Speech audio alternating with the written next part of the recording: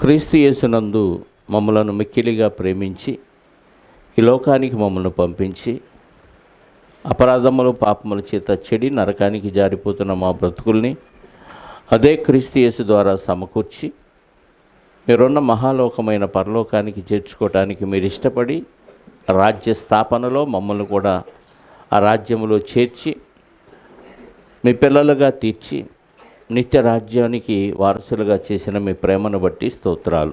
మీ రాజ్యంలో చేరిన ప్రతి బిడ్డ మీరు అప్పగించిన పనిని పూర్తి చేసుకొని మీరిచ్చే మహాలోకానికి చేరటానికి సన్నాహాలు జరుపుతున్న తరుణంలో ఇదిగోనైనా మా జీవితంలో ఏ వయసులో మేము ఉన్నామో మాకు తెలుసు.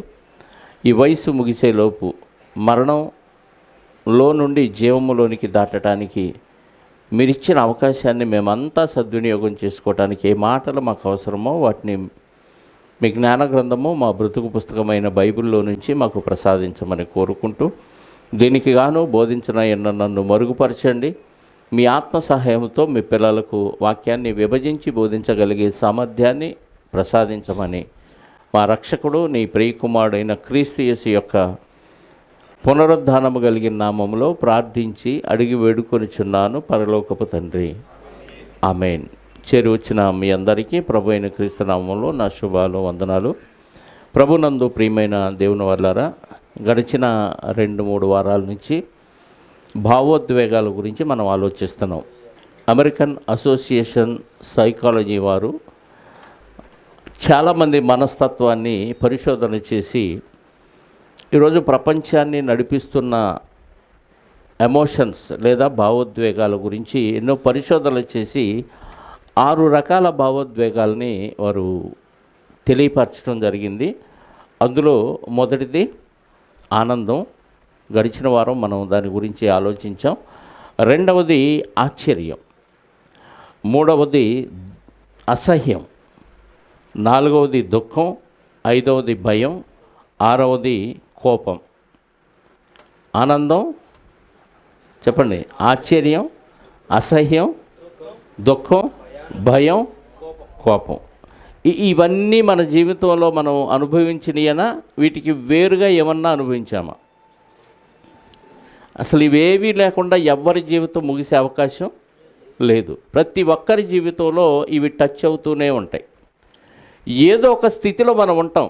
ఈ 6 దాటి ఇంకెవ్వరూ ఏ పరిస్థితిలో ఉండే అవకాశం లేదు. ఆనందంలోనైనా ఉంటారు, ఆశ్చర్యంలోనైనా ఉంటారు, అసహ్యంలోనైనా ఉంటారు, దుఃఖంలోనైనా ఉంటారు, భయంలోనైనా ఉంటారు, లేదంటే కోపంలోనైనా ఉంటారు కదా. ఇందులో మనం ఆనందం గురించి గడిచిన వారం మనం ఆలోచించాం. ఈరోజు మనం ఆశ్చర్యం గురించి ఆలోచిద్దాం ప్రియులారా. ఆశ్చర్యం ఇది పాజిటివ్ ఎమోషన్, అంటే మంచిది. ఆశ్చర్యపడినప్పుడు మనిషి కళ్ళు ఎలా ఉంటాయి, నోరు ఎలా ఉంటుంది, ఫేస్ ఎలా ఉంటుంది చెప్పండి. ఒకసారి ఊహించుకోండి. ఏదైనా ఇన్సిడెంట్ జరగగానే మీరు ఆశ్చర్యపోయారు అనుకో, ఫేస్ ఫీలింగ్ ఎలా ఉంటుంది చెప్పండి. ఇది మనం పిల్లల్లో ఎక్కువగా చూస్తాం. వాళ్ళకి అన్నీ కొత్త కాబట్టి ఏదైనా మనం కొత్త వస్తువు వాళ్ళకు చూపించినప్పుడు వాళ్ళ ఫీలింగ్ ఎలా ఉంటుంది, నోరు తెరుచుకుంటుంది, కళ్ళు పెద్దవి చేసి అలా చూస్తూ ఉంటారు. ఇది ఆశ్చర్యానికి వచ్చే ఫీలింగ్. అసలు ఆశ్చర్యం అనేది మన జీవితంలో తెలియంది అప్పుడే మనం చూడటాన్ని బట్టి ఆశ్చర్యపోతాం. ఒక కొత్త విషయాన్ని మనం అప్పుడే తెలుసుకున్నప్పుడు ఆశ్చర్యపోయి నోరు తెరుస్తాం కదా. కానీ దేవుడు చేసిన ఆశ్చర్యక్రియలు మాత్రం మనం అస్సలు ఆలోచించం. దాని గురించి ఎవరు ఆలోచించరు. అసలు ఆయన్ని చేసినవి ఆశ్చర్యక్రియలు అన్న విషయం కూడా గమనించని లోకంలో మనం ఉన్నాం. మనుషులు చేసిన ఏదైనా ఒక సైన్స్కి సంబంధించినవి కానీ, లేకపోతే టెక్నాలజీకి సంబంధించినవి కానీ, లోకంలో ఏదైనా మనిషి చేస్తే దాన్ని చూసి మనం ఆశ్చర్యపోతూ ఉంటాం. ఒకప్పుడు ఈ సెల్ ఫోన్ లేవు. ఒకప్పుడు ఈ సెల్ ఫోన్ లేని రోజుల్లో ఎక్కడో ఉన్న వ్యక్తితో ఒక వ్యక్తి మాట్లాడాలంటే సాధనాలు ఏమీ లేవు. ఇప్పుడు నేను ఆ వ్యక్తితో మాట్లాడానని మీకు చెబితే నమ్మేసేవాళ్ళు గుడ్డిగా. దాన్ని ఏమనేవాళ్ళు, మంత్రం అనేవాళ్ళు. ఈయనకి ఎంత శక్తి ఉంది, ఎక్కడో ఉన్న వ్యక్తితో ఈయన మాట్లాడాడు, ఆయన ఏం చెప్పాడో ఈయన మనకు చెప్పేశాడని ఆశ్చర్యపోయేవాళ్ళు.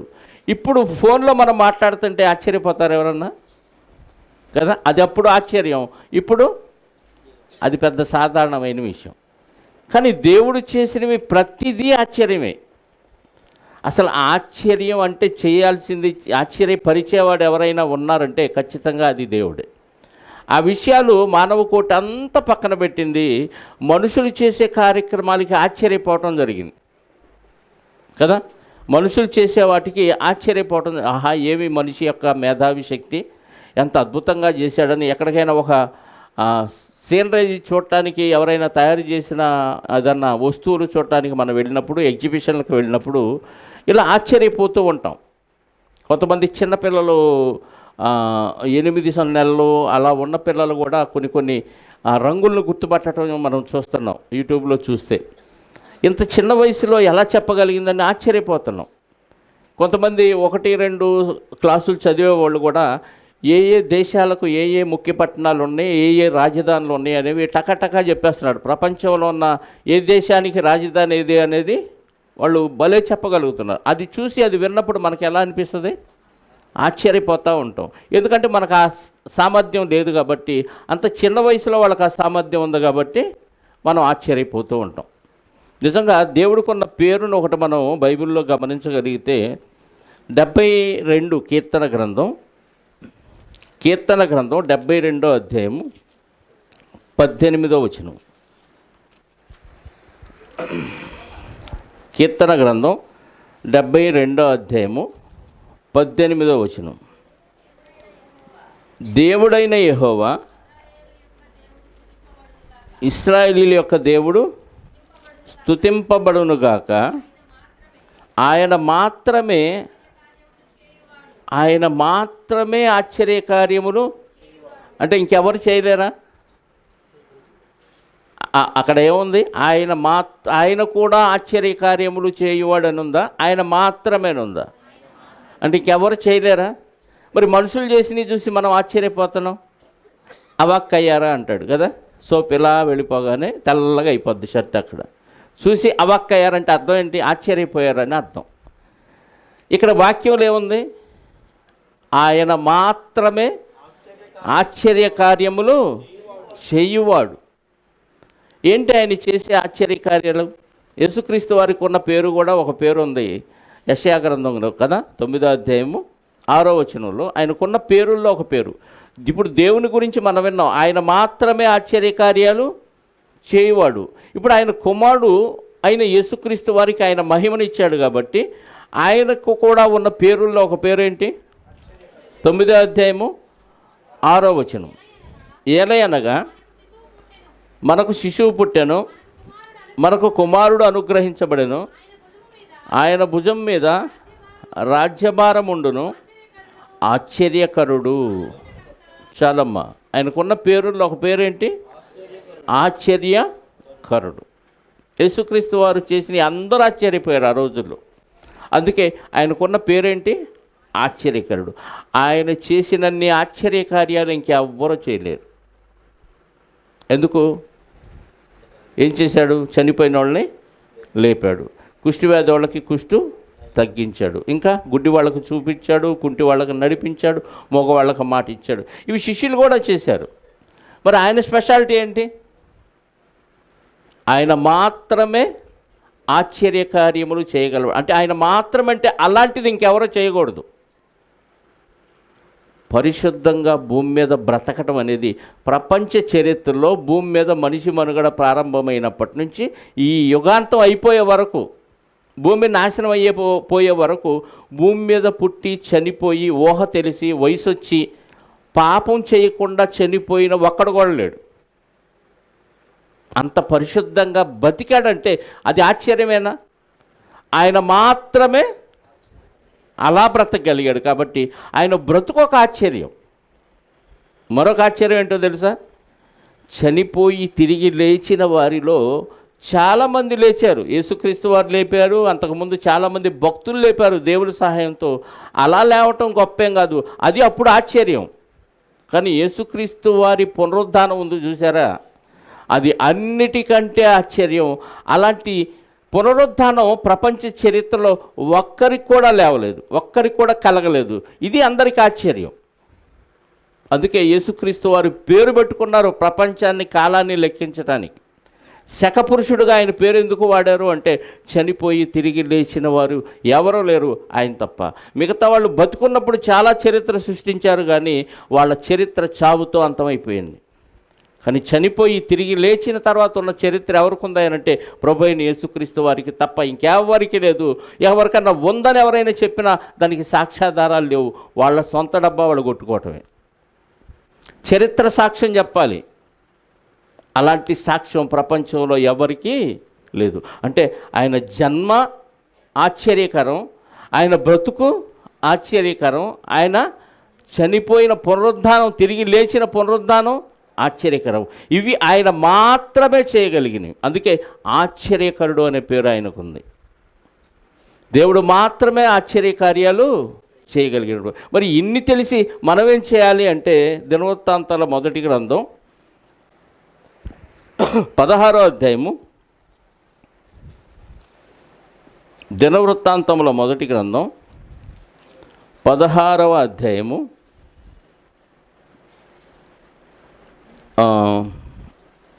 13వ వచనం. ఆయన చేసిన ఆశ్చర్య కార్యములను జ్ఞాపకము చేసుకొనుడి, ఆయన సూచక క్రియలను, ఆయన నోటి తీర్పులను జ్ఞాపకము చేసుకొనుడి. ఏం చేయమన్నాడు? ఆయన చేసిన ఆశ్చర్య కార్యములను ఏం జ్ఞాపకం చేసుకోవాలి? ఏం చేశాడు? ఏం చేశాడు?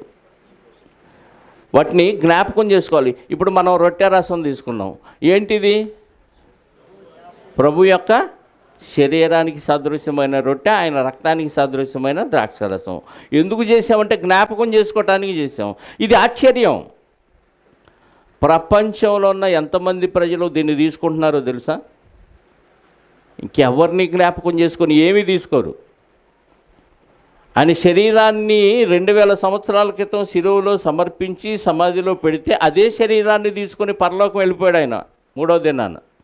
ఆయన శరీరం ఎక్కడ లేదు, కానీ ఆయన శరీరం నా కోసం విరవబడిందన్న విషయం మనం అర్థం చేసుకొని శరీరాన్ని ఆ రొట్టెలో చూచి, ఆ రొట్టెని విరిచి మనం తిని, అంటే వాక్యాన్ని మనం తిని, అదే వాక్యాన్ని మనం ఏం చేయాలి? ఇతరులకి పంచాలి. అది జ్ఞాపకం చేసుకొని చేయమన్నాడు. ఇది ఆశ్చర్యం. అందుకే 96 కీర్తనలో ఒక మాట అన్నాడు, 3వ వచనం. 96 కీర్తన గ్రంథం 3వ వచనం. అన్యజనులలో ఆయన మహిమను ప్రచురించుడి, సమస్త జనములలో ఆయన ఆశ్చర్య కార్యములను ప్రచురించుడి. ఆయన జ్ఞాపకం ఆయన ఆశ్చర్య కార్యాలు జ్ఞాపకం చేసుకోమన్నాడు. ఆ జ్ఞాపకం చేసుకొని ఏం చేయాలి? ఇంటికి వెళ్ళి హ్యాపీగా తిని నిద్రపోమన్నాడు. చెప్పండి, జ్ఞాపకం చేసుకుంటే ఏం గుర్తొచ్చింది? ఏం చేయమన్నాడు? సమస్త జనాల్లో అది కానీ మనం ప్రకటిస్తే, ఆయన ఆశ్చర్యకార్యాలు మన జ్ఞాపకం ఉంటే అసలు అందరూ మారిపోతారు. ఎందుకంటే ఆయన చేసిన ఆశ్చర్యకార్యాలు ప్రపంచ చరిత్రలు ఎవరు చేయలేదు కాబట్టి, మనమేమో సరిగ్గా నమ్మలేదు కాబట్టి ఆయన చేసిన ఆశ్చర్యకార్యాలు జ్ఞాపకం చేసుకోవట్లేదు, వాటిని మనం ప్రకటించటం లేదు. ఏం చేయమన్నాడు? ఆయన చేసిన ఆశ్చర్యకార్యములను సమస్త జనములలో ఆయన ఆశ్చర్యకార్యములను ప్రచురించమన్నాడు. అంటే ప్రచురించడం అంటే ప్రకటించడం. ప్రభువుని నమ్ముకున్న తర్వాత దేవుడు చేసిన ఆశ్చర్యకార్యాలు ప్రకటించారా? ఇప్పుడు శివకుమార్ గారికి చేసింది ఆశ్చర్యకార్యం, అది ఇప్పుడు సాక్ష్యం రూపంలో ప్రకటించారు. దీనికంటే ముఖ్యమైనవి చాలా ఉన్నాయి. ప్రకృతి వైపు చూస్తే అన్నీ ఆశ్చర్యమే. మనం ఆ దృష్టితో చూడకపోవటం వల్ల మనకు సాధారణంగా కనపడుతుంది. మనం ప్రకృతిని దేవుడు చేసిన సృష్టిగా మనం భావించి చూడగలిగితే అన్నీ ఆశ్చర్యమే.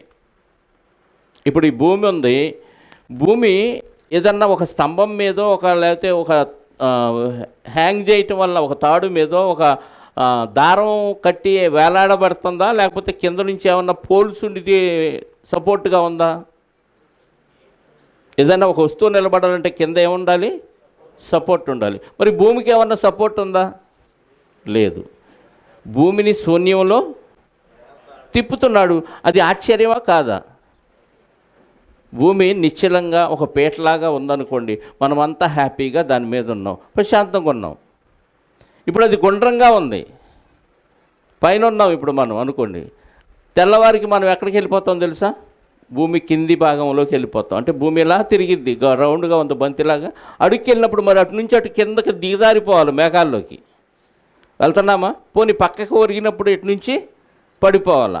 అలా పట్టలేదు. కిందకి వెళ్ళినప్పుడు కిందకి పట్టల. ఈ రేకుల మీద మనం ఎక్కామనుకోండి, రేకులు ఇలా తలకిందులైతే ఎక్కడ ఉంటాం? కింద ఉంటాం. మరి భూమి తలకిందులుగా తిరుగుతూనే ఉంది. ఎప్పుడన్నా ఆలోచించారా? మరి పడిపోవట్లేదే. భూమి మీద 3 వంతులు నీళ్ళు ఉన్నాయి. నీళ్ళు ఏమవ్వాలి చెప్పండి? నీళ్ళన్నీ ఇలా తిరగగానే మొత్తం ఒలిగిపోవాలి. ఖాళీ సముద్రాలు కనపడాలి, నదులు ఖాళీగా కనపడాలి, పర్వతాలు వేళతో అది కుదురుతో సహా పెకలించబడాలి. కానీ పర్వతాలు కదలట్లేదు, నదులు నీళ్లు కదలట్లేదు, మనం కూడా నిశ్చలంగా ప్రశాంతంగా ఉన్నాం. తిరుగుతుందన్న ఫీలింగే లేదు. గంటకి 1,11,600 కిలోమీటర్ల వేగంతో భూమి తిరుగుతుంది. మనకేం తెలియట్లా. ఇది ఎప్పుడైనా మనసు పెట్టి ఆలోచిస్తే ఆశ్చర్యమా కాదా? ఇలా లెక్కేసుకుంటూ పోతే ఎన్ని ఉంటాయో దేవుడు చేసిన కార్యాలు. వర్షం పడుతుంది, ఏమవుతుంది? నీళ్ళన్నీ కింద పడుతున్నాయి. 1 గంట 2 గంటల తర్వాత మన కళ్ళ ముందు పడిన నీళ్ళేవి కనపడవు. కాలువల్లోకి వెళ్ళిపోయి, ఆ కాలువల్లో నుంచి నదుల్లోకి వెళ్ళిపోయి, నదుల్లో నుంచి సముద్రాల్లో పడిపోతున్నాయి. ఏమైపోతున్నాయి? పైన ఉన్న స్టాక్ ఉందా? ట్యాంకీలు నీళ్లు. ప్రతి సంవత్సరం మళ్ళీ వర్షాలు పడుతూనే ఉన్నాయి. ఎన్ని నీళ్ళు ఉన్నాయి? ఇదే నీరు మళ్ళీ పైకి వెళ్ళిపోతుంది. మనం మోటార్లు వేసి పైపులు వేసి పైకి పెట్టాలంటే, మేము వచ్చేటప్పుడు పొలాలు ఎండిపోతుంటే ఎక్కడో ఇంజన్ పెట్టి అక్కడ నుంచి పైపులు వేసి ఎక్కడో ఉన్న పొలానికి నీళ్లు పెట్టుకుంటున్నారు. ఇక్కడున్న నీటిని మేఘాల్లోకి పైపులు వేసి పెట్టాలంటే, వాటిని నింపాలంటే ఎంత కరెంటు కావాలి, ఎంత పవర్ఫుల్ ఇంజన్లు కావాలి. ఏమి లేకుండా సూర్యుడు వేడితో అలా ఆవిరి చేసి పైకి పంపిస్తున్నాడు, మళ్ళీ మేఘాల్లో నింపుతున్నాడు. మేఘాలని డ్రైవ్ చేసి నడిపిస్తున్నాడు, దానికి ఇంధనం లేదు. ఒక కారు ఏదో ఒక వస్తువు నడవాలంటే ఇంధనం కావాలి. మేఘాలు నడపడానికి ఏమి లేదు. ఎక్కడికి కావాలంటే అక్కడికి నడిపించి అక్కడ వర్షాన్ని కురిపిస్తున్నాడు. ఇవన్నీ ఆలోచిస్తే ఇక భూమి మీద మన గురించి మనం ఆలోచించుకోవటానికి సమయం ఉండదు తెలుసా? మనం ఇవన్నీ దేవుడు చేసిన ఆశ్చర్యకార్యాలు అన్నీ ఆలోచించకుండా మనం ఏం చేస్తామంటే, నేను ఎలా బతకాలి, ఏం తినాలి, ఏమి ధరించాలి, ఏమి తాగాలి, ఇది తప్ప వేరే ఆలోచన లేదు. అందుకే మనకి ఇవన్నీ చికాకులే. ఆనందం కూడా, వచ్చే ఆనందాన్ని కూడా కోల్పోతున్నాం. ఆశ్చర్యం కూడా ఉండట్లేదు. ఎప్పుడు దుఃఖము, భయము, ఇంకేంటి, కోపం. ఈ 3 మాత్రం కంటిన్యూగా ఎక్కువ సమయం మనలో ఉంటుంది. మనలో ఎక్కువ సమయం ఉండేది ఏందో తెలుసా? దుఃఖం, భయం, కోపం. ఈ 3 కంటిన్యూగా ఉంటున్నాయి తప్ప ఆనందం, ఆశ్చర్యం ఈ రెండు ఎక్కువగా ఉంటుందా? అసహ్యం కూడా ఉంటుంది మన జీవితంలో ఎక్కువగానే. దేవుడు చేసిన కార్యాలు ఒక్కొక్కటి మనం ఆలోచిస్తే ప్రతిదీ ఆశ్చర్యమే. చూడండి, యోబు గ్రంథం 26వ అధ్యాయము 7వ వచనం. శూన్య మండలము పైన ఉత్తర దిక్కునున్న ఆకాశ విశాలమును ఆయన పరిచెను. శూన్యము పైన భూమిని వ్రేలాడజేశాను. శూన్యము పైన భూమిని వ్రేలాడజేశాను. 28వ అధ్యాయం, అదే యోబు గ్రంథం 28వ అధ్యాయం 5వ వచనం. 28:5 భూమి నుండి ఆహారం పుట్టును, దాని లోపలి భాగము అగ్నిమయమైనట్లుండును. భూమి లోపల ఏముందంట? మంట ఉంది. పైన పచ్చగా ఉంది. గ్రీన్ ప్లానెట్ అని పేరు భూమికి కదా. అన్ని గ్రహాల కంటే భూగ్రహాన్ని ఏమంటారు? గ్రీన్ ప్లానెట్ అంటారు. పైన పచ్చగా ఉంది, అడవులు, చెట్లు, చేమలు ఇవన్నీ పచ్చగా ఉన్నాయి, కింద మంట ఉందంట. ఇది ఆశ్చర్యమేనా? చెప్పండి. మీ పక్క మీద బెడ్ వేసుకొని హాయిగా పడుకొని కింద స్టవ్ పెట్టుకోండి, ఎలా ఉంటుంది? పచ్చగా నిద్రపోతారా? హాయిగా ఎలా ఉంటారు? ఒక గంట సేపటికి ఫ్రై అయిపోతారు కదా. లోపల మంట పెట్టాడు, పైన ఏమో పచ్చదనాన్ని పెట్టాడు. ఎంత ఆశ్చర్యం చూడండి. బల్లి చూసారా మీరు? బల్లులు ఎలా ఎక్కుతాయి గోడలు, సీలింగ్కి ఎలా ఎక్కుతాయి? మన తల మీద అలా ఉంటుంది, ఎప్పుడు మీద పడిద్దని భయపడతా ఉంటాం. మళ్ళీ బల్లి పడితే ఏ బంగారం పట్టుకోవాలి, ఇవన్నీ పనికి మళ్ళీ సిద్ధాంతాలు చాలా ఉన్నాయి. బల్లిలాగా నువ్వు పట్టుకో చూద్దాం. బల్లి అలా పట్టుకోవటం ఆశ్చర్యం దేవుడు కదా. విత్తనాలు, చెట్లు చాలా చూసాం మనం. ఒక విత్తనం నాడుతున్నాము, ఆ విత్తనము 4 రోజులు, వారం రోజులకి ఏమొస్తుంది? దానిలో నుంచి చిన్న మొలక వస్తుంది. విత్తనంలోంచి మొలక రావటం ఏంటి అంటే మనం దాని మీద దృష్టి పెట్టం కాబట్టి, నాటితే మొలక వచ్చిద్ది, పంట వచ్చిద్ది, కోసుకొని తింటాం, హ్యాపీగా తిని బరీగా నిద్రపోతాం, గుర్రు పెట్టి అనుకుంటాం అంతే. ఆ విత్తనాన్ని నాటితే దానిలో నుంచి ఎవరు తెస్తున్నారు? పచ్చటి ఆకులు వస్తున్నాయి. నువ్వు నాటిన విత్తనం కలర్ ఏంటి? బ్రౌన్ కలర్ ఉంటుంది కదా. లోపల నుంచి మరి పచ్చగా వచ్చినాయి ఆకులు.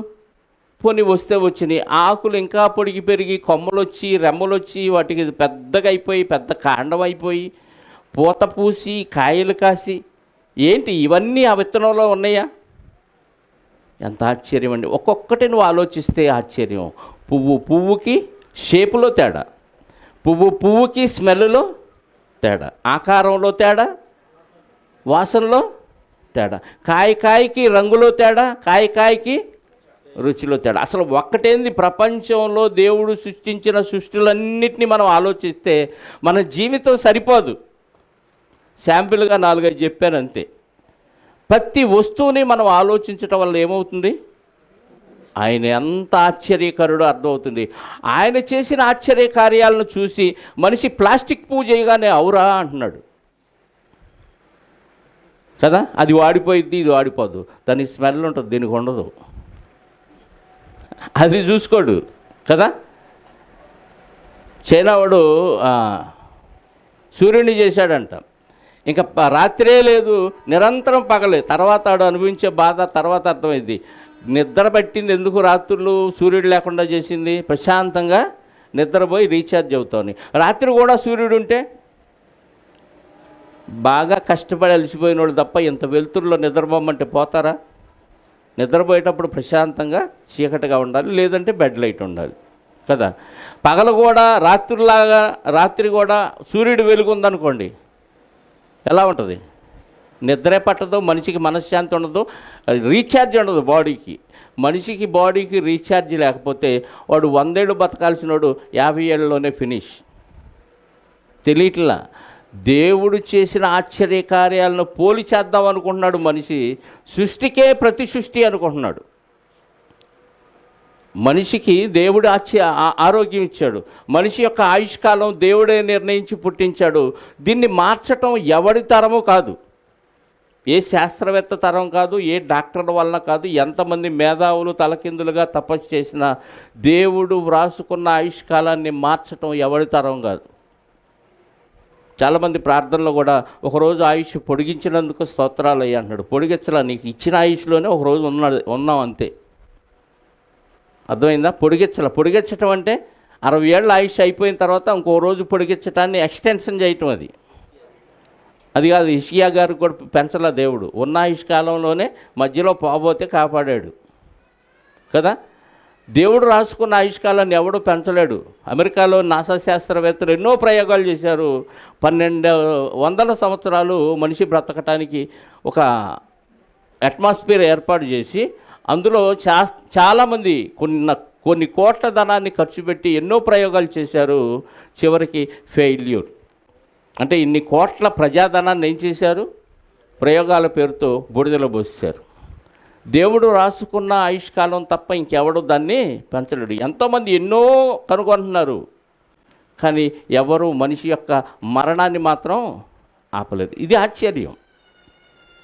ఇంకా మనం తల్లి గర్భములో ఒక చిన్న కణము ఎంత అద్భుతంగా ఇన్ని అవయవాలుగా తయారవుతుందో చూడండి. ఇంత చిన్న కణంలో నుంచి ఎముకలకు కావాల్సిన మెటీరియల్ ఉంది, ఇంత చిన్న కణంలోనే నీ బాడీలోని మాంసానికి కావాల్సిన మెటీరియల్ ఉంది, ఇంత చిన్న కణంలోనే నీ నరాలకు కావాల్సిన మెటీరియల్ ఉంది, ఇంత చిన్న కణంలోనే నీ ముక్కు, నోరు, కళ్ళు, చెవులు, వెంట్రుకలు, గోళ్ళు, ఇవన్నీ కాక పైన ఏ రంగు చర్మాన్ని వెయ్యాలో దానికి సంబంధించిన మెటీరియల్ కూడా.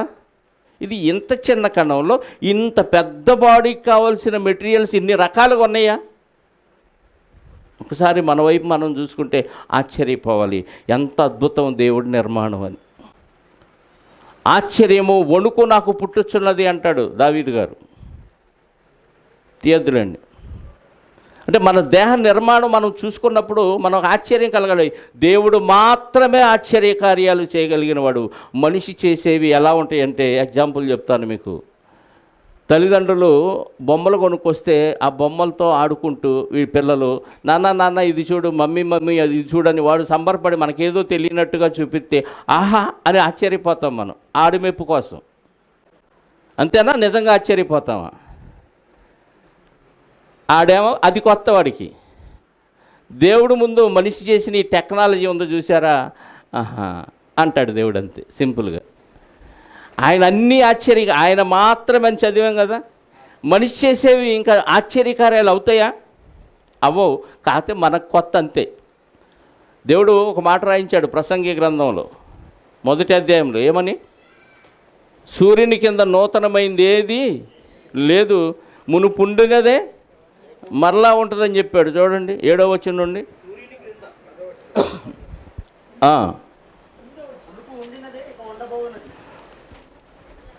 ప్రసంగి గ్రంథం 1వ అధ్యాయము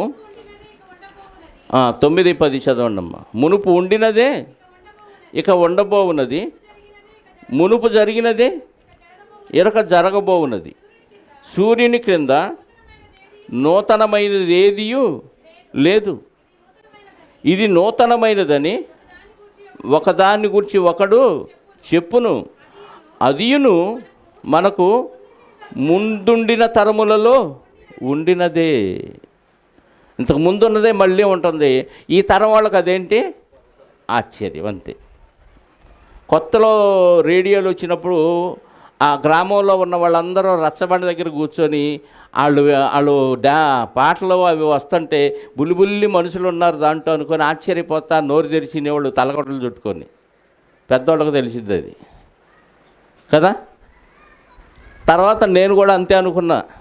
అసలు ఏముందో వెనకాల ఎంతమంది మనుషులు ఉన్నారని ఉపదీసి చూస్తే ఏమి లేవు, సామాను ఉన్నాయి. మొత్తానికి కెలికి పాడు చేశా. తర్వాత టీవీలో వెనకపోయి చూసేవాళ్ళం, ఆ మనుషులు ఇక్కడ బొమ్మలు డాన్సులు వేస్తుంటే. అప్పుడు ఆశ్చర్యం. ఇప్పుడు చిన్నపిల్లలకి సెల్ ఫోన్ ఇస్తే వెనక తిప్పి చూస్తారా? దాన్ని ఎలా ఆపరేట్ చేయాలో చూస్తున్నారు. అప్పుడు వాళ్ళకి రేడియో ఆశ్చర్యం, తర్వాత టీవీ ఆశ్చర్యం, తర్వాత తరంలో సెల్ ఫోన్ ఆశ్చర్యం. ఇప్పుడు ఏమీ ఆశ్చర్యం లేదు కదా.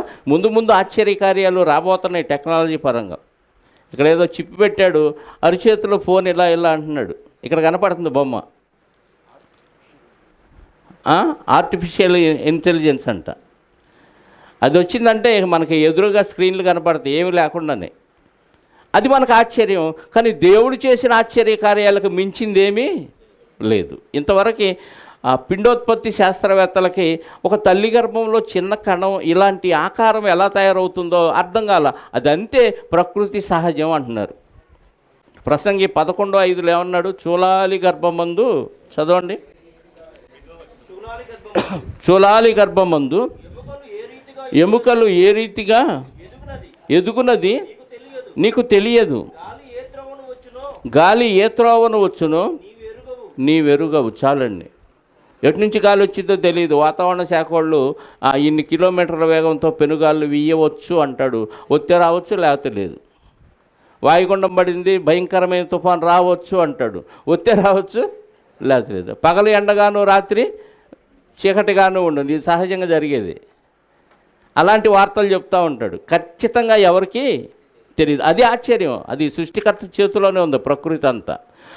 కొన్ని సూచనలు బట్టి మనిషి చెప్తాడు అంతే కదా. కొన్ని సూచనలు బట్టి మనిషి చెప్తాడే తప్ప చూలాలి గర్భమందు ఎముకలు ఏ రీతిగా ఎదుగునో మనిషికి తెలియదంట. మరొక ఆశ్చర్యకరమైన విషయం ఏంటో తెలుసా? యోబు గ్రంథం 37:7 చూడండి. ఒక ముద్ర వేశాడంట దేవుడు, ప్రతి మనిషి చేతిని బిగించి ఆయన ముద్ర వేశాడు. ఆ ముద్రని ఇంకెవడు మార్చలేడు, ఆ ముద్రని ఎవడు తీసేయలేడు. దేవుడు చేసిన సృష్టిని ఇంకెవడో చేయలేడు, దేవుడు చేసిన మానవ ఆకారాన్ని ఇంకెవడో చేయలేడు. ఆయన వేసిన వేలు ముద్రను కూడా మనిషిని చేసి అలాంటి వేలు ముద్ర ఎవడు వేయలేడు. ప్రతి మనిషికి ఇప్పుడున్న మన 850 కోట్ల మంది సుమారు జనాభాలో ప్రతి మనిషి చేతి వేలు ముద్ర మరొకరి వేలు ముద్రతో కలవదు. ఇది ఆశ్చర్యం కదా. నీ ఆధార్ మీద నీ వేలు ముద్ర ఎందుకు వేస్తారు చెప్పండి? ఎందుకు వేస్తారు? నీ వేలు ముద్ర ఇంకెవరికి ఉండదు. ఇంతకుముందు పుట్టి చనిపోయిన వాళ్ళకి ఉండదు, ఇక పుట్టబోయే తరాల వాళ్ళకు కూడా ఉండదు. ఇది ఆశ్చర్యం. దేవుడు చేసిన ఆశ్చర్యకార్యాలు ఇన్నుంటే ఇవన్నీ తలపోసుకొని ఇవి ప్రజలకు ప్రకటిస్తే ఎంతమంది మారుతారండి? చిన్న చిన్న వాటికి ఆశ్చర్యపోయి అవాక్కైపోతూ ఉంటారు కదా. మన ఇంట్లో ఆడపిల్ల ఎప్పుడో వంట చేయింది, ఒకసారి వంట చేసి టేస్టీగా చేసింది అనుకో, నువ్వేనా చేసింది అని ఆశ్చర్యపోతూ ఉంటాం కదా. మన పిల్లవాడు ఏదన్నా ఒక కొత్త పని చేశాడు అనుకో, చిన్న పిల్లవాడు, అరే నువ్వేనా ఇలా చేసావా అని ఆశ్చర్యపోతూ ఉంటాం. ఆడు ఇంకా సంబరపడిపోతూ ఉంటాడు. ఇవి చిన్న చిన్న ఆశ్చర్యకార్యాలు. దేవుడు చేసిన ఆశ్చర్యకార్యాలు అద్భుతం, అమోఘం.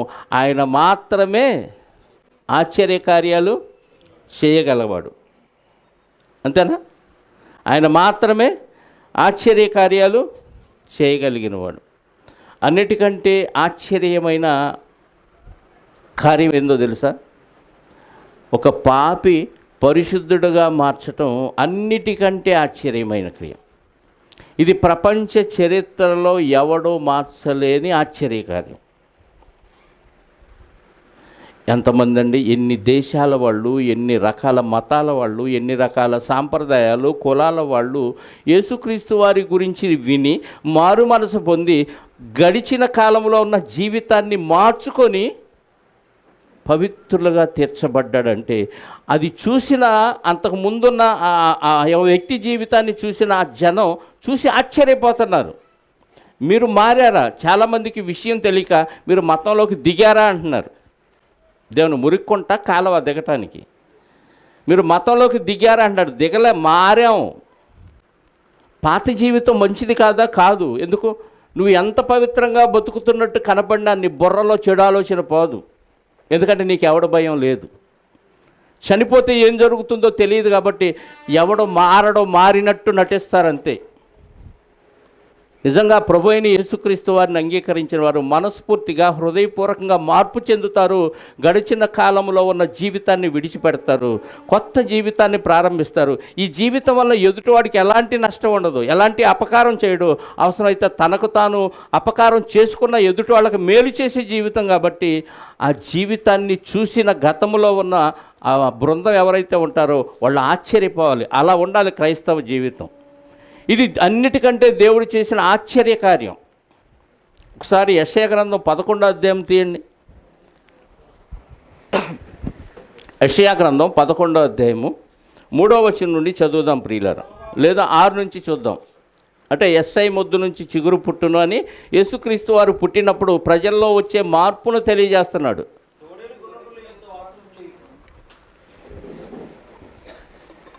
ఇక్కడ తోడేలు అంటే తోడేలు కాదు, గొర్రెపిల్ల అంటే గొర్రెపిల్ల కాదు. స్వభావం మనిషికి అరే ఇడు భయంకరుడు రా, తోడేలు రా, జాగ్రత్తగా ఉండి ఎలాంటి వడుతా అంటాం. అంటే నిజంగా తోడేలా కాదు, ఇడు క్రూర మృగం అంటాం. అంటే అర్థం ఏంటి? క్రూర మృగం లాంటి స్వభావం. ఇప్పుడు తోడేలు గొర్రెపిల్లతో సహవాసం చేయను, ఈ రెండిటికి పడిద్దా? తోడేలుకి గొర్రెపిల్ల దొరికితే ఏం చేసిద్ది? చంపుకొని తింటుంది. రెండు ఫ్రెండ్షిప్ చేయటం అంటే తోడేలు గొర్రెలాగన్నా మారాలి, గొర్రెపిల్ల తోడేలులాగన్నా మారాలి. కానీ తోడేలు లాంటి స్వభావం గతంలో ఉంటే ఇప్పుడు గొర్రెలాంటి స్వభావంగా మారి గొర్రెపిల్లతో సహవాసం చేసింది. గొర్రెపిల్లని యేసుక్రీస్తు వారితో పోల్చాడు కదా బాప్తిసం ఇచ్చే యోహాను. ఇదిగో లోక పాపములను మోసుకొని పోవు దేవుని గొర్రె పిల్ల అన్నాడు. యేసుక్రీస్తు వారు సాధు స్వభావం కలిగిన వాడు కాబట్టి యేసుక్రీస్తు వారిని గొర్రె పిల్లతో పోల్చాడు. ఇప్పుడు క్రీస్తుని అంగీకరించిన వారందరూ ఎవరు? గొర్రెలు, తోడేళ్ళు కాదు, గొర్రెలు. గతంలో మనం తోడేళ్ళు లాంటి స్వభావం ఉన్న వ్యక్తి ఎప్పుడైతే యేసుక్రీస్తు వారిని తెలుసుకొని మారు మనసు పొంది బాప్తీసం తీసుకున్నాడో ఇప్పుడు ఎలా మారిపోయాడు? అసలు ఇంపాసిబుల్, ప్రకృతి విరుద్ధం. తోడేలు గొర్రె పిల్ల కలిసి సహవాసం చేయటం ప్రకృతి విరుద్ధం. అలాంటిది తోడేలు స్వభావాన్ని విడిచిపెట్టి గొర్రెలాగా మారిపోయి గొర్రెతో సహవాసం చేయటం ఆశ్చర్యం. ఎక్కడ చూసారా? అప్పుడప్పుడు మనం ఎక్కడో చూస్తూ ఉంటాం కదా, పిల్లి పిల్లలకి కుక్క పాలు ఇవ్వటం చూసారా?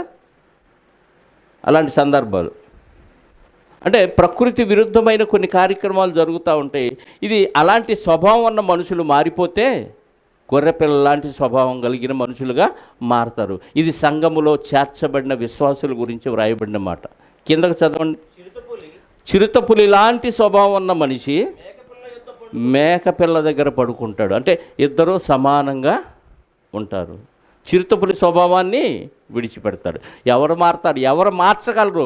ఎంతమంది ఎన్ని చట్టాలు చేసినా, ఎన్ని జైళ్ళు వేసినా, ఎంతమందిని కొట్టినా, ఎంత కఠినంగా శిక్షించినా ఎవరిలో నేరస్తుల్లో మార్పు రావట్లా. మార్పు తీసుకురాగలిగింది యేసుక్రీస్తు వారి శిలువ, మరణ, పునరుద్ధానాల ఈ యొక్క సువార్త. దీని ద్వారా మారుతున్నారు. ఎలాంటి వాళ్ళు మారుతున్నారు? తోడేలు లాంటి వాడు మారుతున్నాడు. చిరుతపులి లాంటి వాడు మారిపోయి మేకపిల్లలాగా మారిపోతున్నాడు. దూడయు కొదమసింహం పెంచబడిన కోడెయు కూడుకొనగా బాలుడు వాటిని తోలును. అంటే కొదమసింహం, పెంచబడిన కోడె, దూడ. కొదమసింహానికి కోడె దూడ కలిపితే ఏమైద్ది? కనిపిస్తే మామూలుగా చంపుకుతేందు కదా, కానీ మూడు కలిసి ఒకే చోట పెరుగుతాయంట. అంటే కొదమసింహం లాంటి మనస్తత్వం ఉన్న వ్యక్తి కూడా ఒక కోడె దూడలాగా మారిపోతాడు, సాధు జంతువులాగా మారిపోతాడని అర్థం.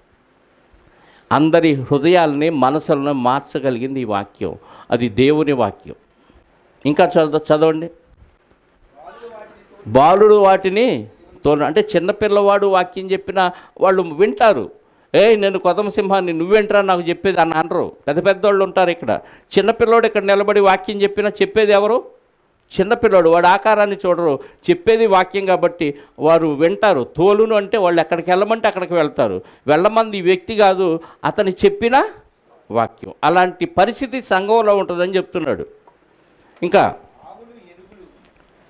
ఆవులు ఎలుగులు అంటే ఎలుగుబంట్లు కూడి మేయును. ఆవు ఎలుగుబంటి కలిస్తే ఎలుగుబంటి ఆవుని మేసేసిద్ది, కానీ రెండు కలిపి గడ్డి తింటాయి అంట. అంటే ఎలుగుబంటి లాంటి స్వభావం ఉన్న వ్యక్తి ఆవులాగా మారిపోతాడు సంఘంలోకి వస్తే. ఇది ఆశ్చర్యం. ఇంకా వాటి పిల్లలు కూడా ఒక్క చోటనే పండుకొన్ను. ఎద్దు మేయినట్లు సింహము గడ్డి మేను. మాంసమే కావాలనే స్వభావాన్ని విడిచిపెడతారు. నేను ఏది ఉంటే అదే తింటానంటాడు మారిన తర్వాత. ఒకప్పుడు నీచులేందే నాకు ముద్ద దిగదు అన్నవాడు కూడా క్రీస్తులోనికి వచ్చి నువ్వు ఇదే తినాలి, ఇదే నీకు దేవుడిచ్చిన ఆహారం అంటే ఏం చేస్తాడు? కుదరదంటాడా? మారిపోతాడు. నేను ఒకప్పుడు నీచులేందే కుదరదు, నేను సింహాన్ని అన్నాడు అనుకో, ఆకలైన సింహము గడ్డి మేయదు. ఆ సామెత ఇక్కడ పనికిరాదు. ఎక్కడ? సంఘంలో పనికిరాదు. బయట సామెత చెప్పుకోవడానికి బాగుంటుంది, అది సహజం, న్యాచురల్, దేవుడు పెట్టిన క్రమం వాటికి. కానీ సంఘంలో అలాంటి స్వభావం ఉన్న వ్యక్తి ఏమైపోతాడు? ఎలా మారుతాడు? కోడెలాగా, దూడలాగా, మేకలాగా, గొర్రెలాగా ఇలా మారిపోతాడు. ఇంకా చూడండి. పాలు కుడుచు పిల్ల నాగుపాము పుట్ట యొద్ద ఆటలాడును. చిన్న పిల్లలు నాగుపాము దగ్గర ఆటలాడతారా? పాము ఏం చేసిద్ది? కాటేసిద్ది. కానీ నాగుపాము ఎంత విషం పెట్టుకున్నాడు గతంలో ఒక వ్యక్తి, ఇప్పుడు మారిన తర్వాత సంఘంలో చిన్నపిల్లలతో ఆడుకునే పరిస్థితి. అంటే నూతనంగా చేరిన విశ్వాసులతో ఒకప్పుడు నాగుపాములాగా ఉన్నవాడు కనపడితే కాటేసే స్వభావం వాడిది, కానీ మారిన తర్వాత చెప్పండి కొత్తగా చేరిన విశ్వాసులతో కూడా నేనంటే ఏంటో తెలుసా, కోడెనాగుని అండవు. ఏమంటాడు? ఆటలాడుకుంటానంట. పిల్లలు అంటే ధైర్యంగా. అదే కోపంగా ఉంటున్నాడు అనుకోండి, ఎలా ఉంటాడు?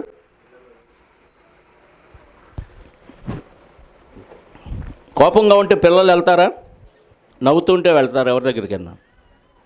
చెప్పండి. సీరియస్గా ఉరి ఉరిని చూస్తున్నాం అనుకోండి పిల్లల దగ్గర, వాళ్ళు మొహం ఎలా తిప్పుకుంటారు అమ్మ వైపు. అదే నవ్వుతూ ఉంటే ఇప్పుడు వస్తారు మన దగ్గరికి. అలా కోడినాగు లాంటి స్వభావం ఉన్న వ్యక్తి ఏమవుతాడంట? చిన్నపిల్లలు వాళ్ళ దగ్గర ఆడుకుంటారంట.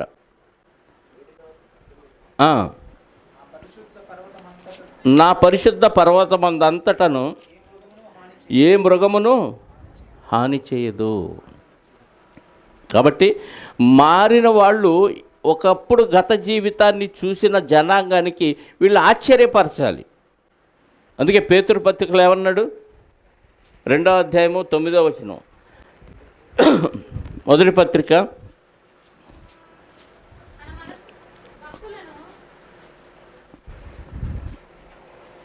2:9 మొదటి పత్రిక.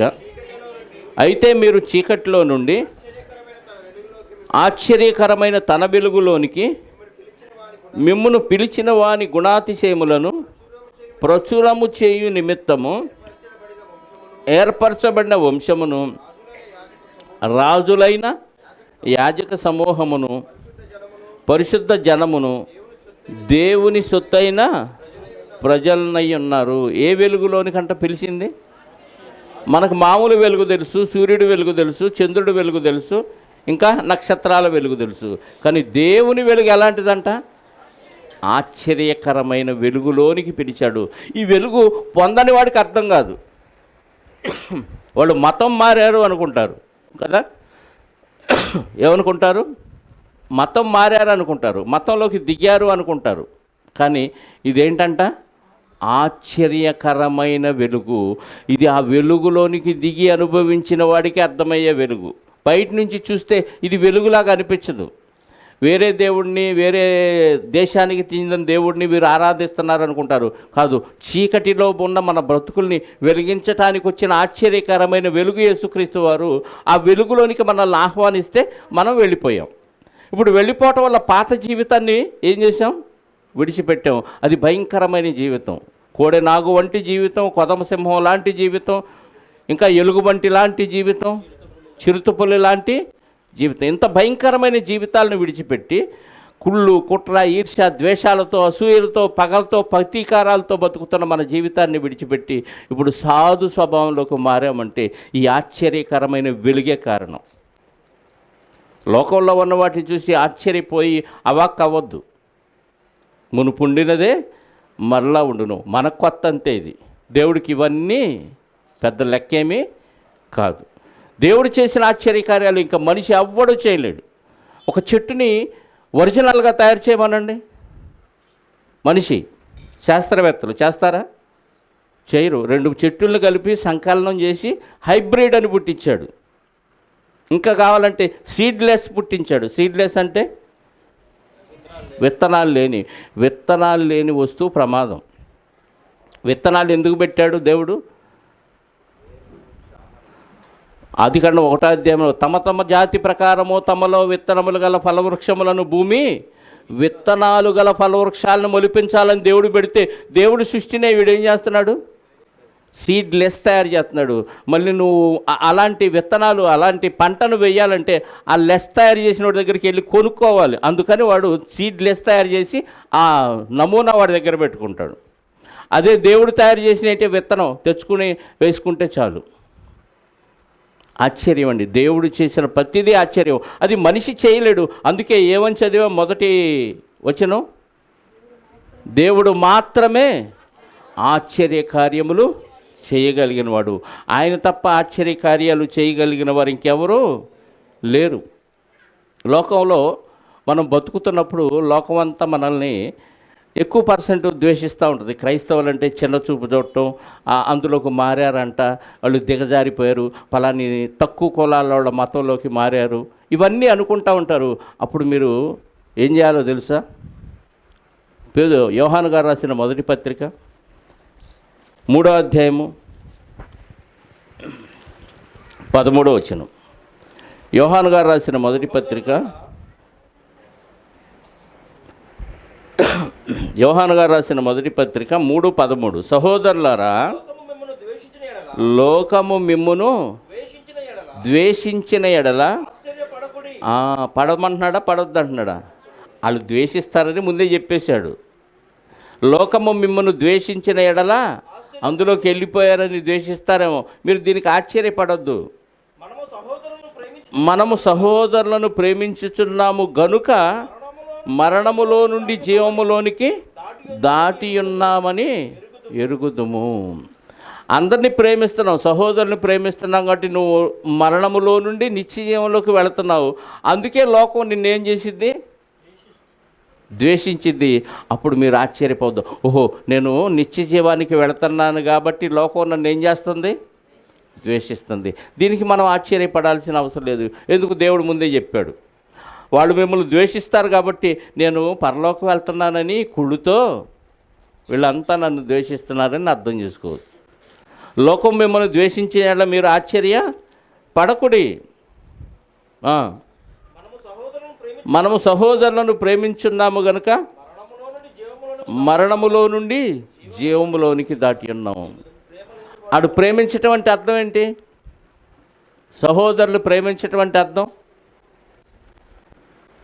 వాళ్ళు నరకానికి పోకుండా వాళ్ళు కూడా నిత్య జీవానికి రావటానికి మనం ఏం చేయాలి? వాళ్ళకి సువార్త ప్రకటించాలి. పేతురు, యోహానులు అదే చేశారు. ఒకసారి చూడండి, యోహాను సువార్త అపోస్తుల కార్యాలు చూద్దాం. ముందు 4వ అధ్యాయము 13వ వచనం. వాళ్ళు సువార్త ప్రకటిస్తుంటే జనాలు చూసి ఏమనుకున్నారో చూడండి. 4వ అధ్యాయము అపోస్తుల కార్యాల గ్రంథం 13వ వచనం. వారు పేతురు, యోహానుల ధైర్యమును చూచి, వారు చదువులేని పామర్లేళ్ళకు చదువు సందలేదు వీరెట్లు అని వారు విద్య లేని పామర్లను గ్రహించి ఆశ్చర్యపడి వారు యేసుతో కూడా ఉండిన వారని గుర్తెరిగిరి. ఏమేమి తెలుసుకున్నారు వాళ్ళు? చదువు సంధ్య లేని వాళ్ళు వీళ్ళు ఎలా పాండిత్యం ఉన్న వాళ్ళలాగా సువార్త ప్రకటిస్తున్నారని వాళ్ళు ఆశ్చర్యపడి, ఓహో, యేసుక్రీస్తు వారు ఉన్నవారు కాబట్టి ఇలా చేశారని గుర్తుపట్టారంట. నువ్వు క్రీస్తుతో ఉన్నవారు అయి ఉంటే మిమ్మల్ని చూసి లోకం ఏం చేయాలి? ఆశ్చర్యపోవాలి. ప్రభువుని నమ్ముకున్నారు కాబట్టి ఎంత తెలివి ఉందో వీళ్ళకి అనుకోవాలి. ప్రభువుని నమ్ముకున్నాడు ఎర్రోళ్ళు అనుకోకూడదు. తెలివితేటల్లో లోకం కంటే ఒక మెట్టు పైనే ఉండాలి. లోక సంబంధమైన సంపాదనలో వాళ్ళు తెలివితేటలు ఉపయోగిస్తారు. మనం నిత్య జీవానికి వెళ్ళటానికి ఆ తెలివితేటలు ఉపయోగిస్తాం. ఆ శిష్యులు ప్రకటిస్తున్నప్పుడు చూసి అసలు అంటే వాళ్ళందరూ పరిచయమే, లోకలోళ్ళు కదా, గలిలయ ప్రాంతంలో ఉన్నవాళ్ళు కాబట్టి వాళ్ళని చూసి వీళ్ళు చదువు చెందలేదు, ఏ రోజు బడికెళ్ళి చదువుకున్న వాళ్ళు కాదు, పుట్టిన దగ్గర నుంచి వాళ్ళ నానమ్మటి వెళ్ళి చేపలు పట్టే బ్యాచ్, వీళ్ళకి ఎలాంటి పాండిత్యం ఎలా వచ్చిందని ఆశ్చర్యపడిన తర్వాత, ఓహో, వీళ్ళు యేసుక్రీస్తు వారితో ఉన్నారు కాబట్టి ఇలాంటి పాండిత్యం వచ్చిందని గుర్తుపట్టారంట.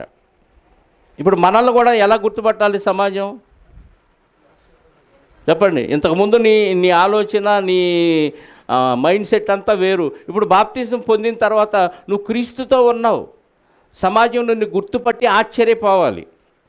నీ గతంలో ఉన్న స్వభావం ఇప్పుడు కనపడకూడదు. అది క్రూరమృగం స్వభావమా, తోడేలు స్వభావమా, కొదమసింహం స్వభావమా? అలాంటి స్వభావాలు ఏవి మనము చూపించకుండా క్రీస్తు స్వభావాన్ని చూపిస్తే, ఓహో, వీడు క్రీస్తుతో కూడా ఉండిన వారని లోకం ఆశ్చర్యపడే విధంగా మన ప్రవర్తన ఉండాలి. ఇలా మనం ఆశ్చర్యకరుడైన దేవుని సహాయంతో మనం కూడా ప్రజలను ఏం చేయాలి? ఆశ్చర్యపరచాలి. అది నిజమైన విశ్వాసి లక్షణం. ఇంకా మనం ఆశ్చర్యపోయే స్థితిలో ఉండకూడదు. లోకం ప్రతి కొత్త విషయాన్ని చూసినప్పుడల్లా ఆహా అంటూ ఉంటారు. 4 రోజులకు అది పాతబడిపోద్ది. మళ్ళీ ఏదైనా కొత్తది వచ్చినప్పుడు మళ్ళీ ఆశ్చర్యపోతూ ఉంటారు. మన పరిస్థితి ఏంటి? మనల్ని చూసి లోకం ఆశ్చర్యపడే విధంగా ఉండాలి. భార్యాభర్తల గురించి చెప్తూ పేతురు గారు అంటున్నాడు, పేతురు పత్రిక 3వ అధ్యాయము, పేతురు గారు రాసిన పత్రిక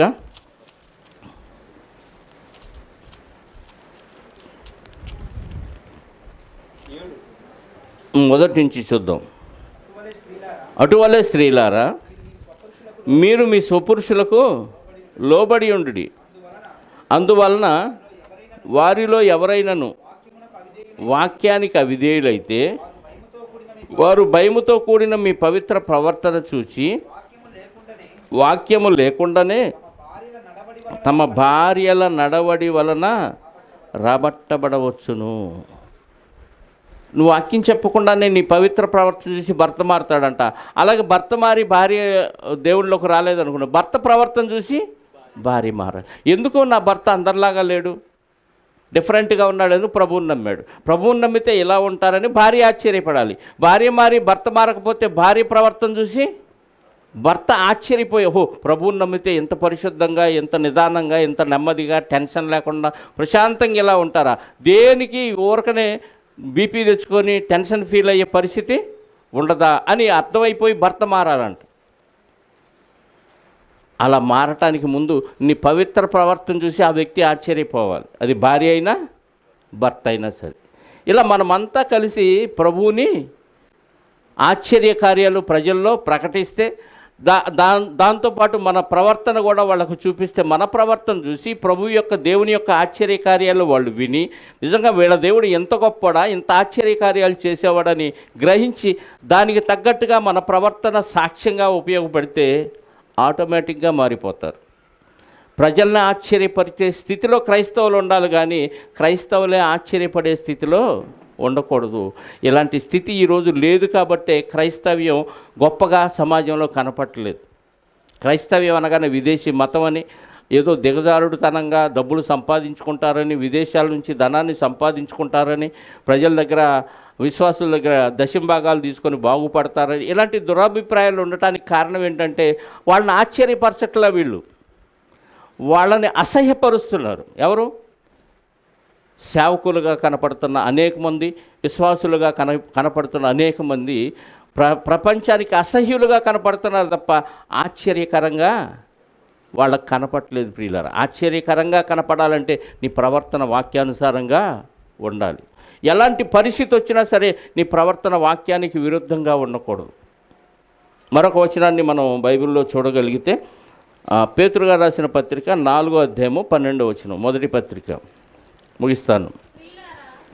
ప్రియులారా, మిమ్మును శోధించుటకు మీకు కలుగుచున్న అగ్ని వంటి మహాశ్రమలను గూర్చి మీకేదో ఒక వింత సంభవించినట్లు ఆశ్చర్యపడకుడి.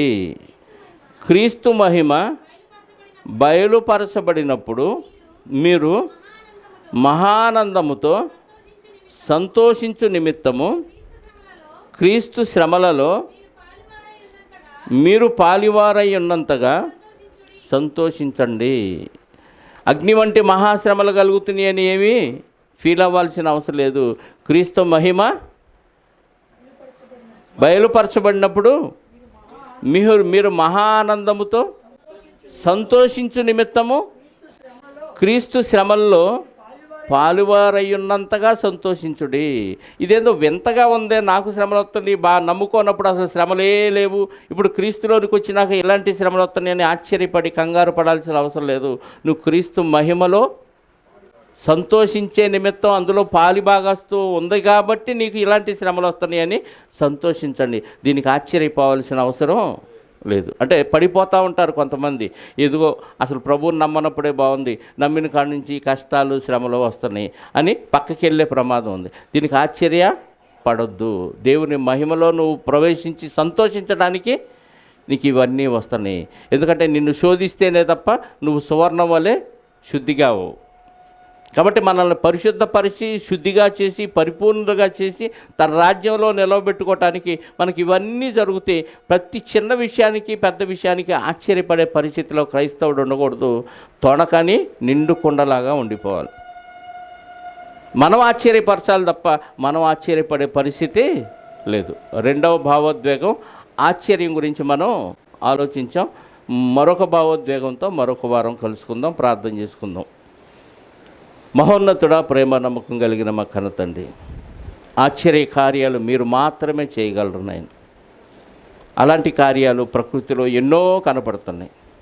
ఒక్కొక్క దాన్ని చూస్తే నిజంగా ఆశ్చర్యం. కానీ మనుషులు మాత్రం మనుషులు కనిపెట్టిన వింతలను చూసి 7 వింతలను చూసి ఆశ్చర్యపోతూ ఉన్నారు. వీటికంటే మీరు సృష్టించిన సృష్టి ప్రతిదీ వింతే అన్న విషయం, భూమి, ఆకాశం, సూర్యచంద్ర నక్షత్రాలు, కోటానుకోట్ల నక్షత్ర రాసులు, గాలి, చెట్లు, ప్రకృతిలో ఉన్న జీవరాశులు, ఒక్కొక్క దాన్ని మేము పరిశీలించగలిగితే ప్రతి విషయంలో మీరు చేసిందంతా ఆశ్చర్యమేనాయన. అన్నిటికంటే ముఖ్యంగా మీ స్వరూపం, మీ పోలికలు మాకు ఇచ్చి మట్టి శరీరంలో మమ్మల్ని పెట్టి ఈ శరీరాన్ని నిర్మాణం చేసిన విధానాన్ని బట్టి నిజంగా ఆశ్చర్యపోవాలి. మమ్మల్ని చూసి ప్రపంచం అంతా ఆశ్చర్యపోయే విధంగా మా ప్రవర్తన ఉండాలని, దానికి మీ ప్రియకుమారుడైన ఆశ్చర్యకరుడైన యేసుక్రీస్తు వారిని భూమి మీదకు పంపించి ఎన్నో ఆశ్చర్యకార్యాలు అప్పుడున్న సమాజంలో చేయించారయ్యా. ఆ విషయాలు గ్రంథస్థం చేయబడ్డాయి కనుక అవి మేము చదివి గ్రహించి వాటిని మా జీవితానికి అన్వయించుకొని మేము కూడా ఇతరులను ఆశ్చర్యపరిచే దిశలో వాక్యానుసారమైన జీవితాన్ని మేము పొందుకోవటానికి మీరిచ్చిన వాక్యపు జ్ఞానాన్ని బట్టి మీకు స్తోత్రాలు. ఇప్పటి వరకు మీరు తెలియచేసిన ప్రతి విషయాన్ని బట్టి మీ కృతజ్ఞతాస్తుతులు చెల్లిస్తూ మా జీవితంలో చేసిన ముఖ్యమైన ఆశ్చర్య కార్యాన్ని అనగా నీ కుమారుడైన క్రీస్తు రక్తంలో కడిగి పాపము తీసివేసుకోలేని పరిస్థితిలో మా బ్రతుకులు ఉండగా ఉచితంగా ఆ పాపాన్ని తీసివేసి ఆశ్చర్యపరిచిన మీ ప్రేమను బట్టి మీకు స్తోత్రాలు, కృతజ్ఞతాస్తుతులు చెల్లిస్తూ మీ పిల్లలందరూ ఈ మాటలు విన్నారు. ప్రతి ఒక్కరూ ఇతరులను ఆశ్చర్యపరిచే దిశలో ముందుకు సాగటానికి కృప చూపి సహాయాన్ని దయచేయమని. ఇదిగో తండ్రి, వచ్చిన వారిలో ఎవరెవరికి ఎలాంటి అక్కర్లు ఉన్నాయో మీకు తెలుసు. ప్రతి ఒక్కని హృదయాన్ని ఎరిగి ఉన్న దేవా మీకు స్తోత్రాలు. వారి అక్కర్లు మీ చిత్తమైతే మీ కుమారుడైన యేసుక్రీస్తు వారిలో తీర్చమని బ్రతిమలాడుచు వచ్చిన బిడ్డలందరినీ సురక్షితంగా గమ్యానికి చేర్చి మీ చిత్తమైతే మీ కుమారుని రాకడ ఆలస్యమైతే మేమంతా మరొకసారి కలుసుకొని మీ మాటలు ధ్యానించగలిగి భాగ్యాన్ని మాకు అనుగ్రహించమని మా రక్షకుడు నీ ప్రియకుమారుడైన క్రీస్తు యేసు యొక్క రక్షణ కలిగిన నామములో ప్రార్థించి అడిగి వేడుకొనుచున్నాను పరలోకపు తండ్రి. ఆమేన్.